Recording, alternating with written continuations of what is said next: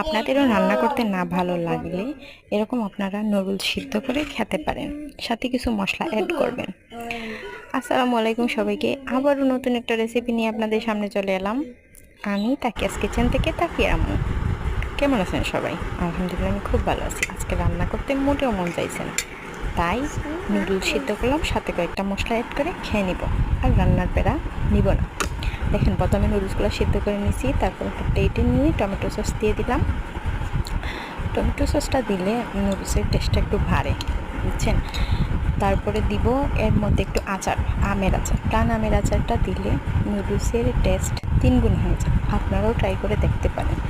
তারপরে শুকনো মরিচ প্রথমে পুড়ছি, তারপর এগুলা একটু গুঁড়ো করে রাখছি, পুরা শুকনো মরিচের গুঁড়ো অ্যাড করলাম। তারপরে একটু দিয়ে দিব সয়া সস। সয়া সসটা অপশনাল, চাইলে আপনারা দিতেও পারেন, না দিতেও পারেন, তবে দিলে একটু টেস্ট বাড়ে।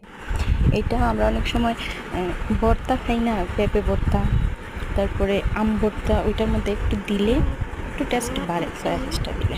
আবার বেশি পরিমাণে দিবেন না, দিতে লাগবে। তারপর এখানে আমি আর একটু নুডলসের ঝোল অ্যাড করলাম, দিয়ে নাড়াচাড়া করতেছি। ভালোভাবে মিক্স হওয়ার পর এটা খাবো। এটাই আমার আজকের দুপুরের খাবার। তো আপনারাও আমার মতো ট্রাই করে দেখতে পারেন। এরকম সবসময় তো নুডলস ডিম দিয়ে ভাজি করেন, কাঁচামরিচ ধনিয়া পাতা দিয়ে, তারপর শুধু সিদ্ধ করে খান। এভাবে একদিন খেয়ে দেখতে পারেন কেমন লাগে। অবশ্যই আমাকে জানাতে ভুলবেন না, আমাকে জানাবেন ইয়াম্মি, কেমন হয়েছে। খুব মজা হয়েছে এই সবাই নুডলসটা, আল্লাহ সুপি নুডলসটা। হাফিজ। সয়া